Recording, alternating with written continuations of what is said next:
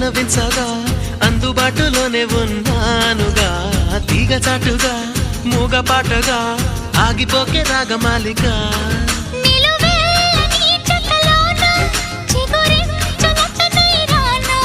కొనగోటి కొంటె నానా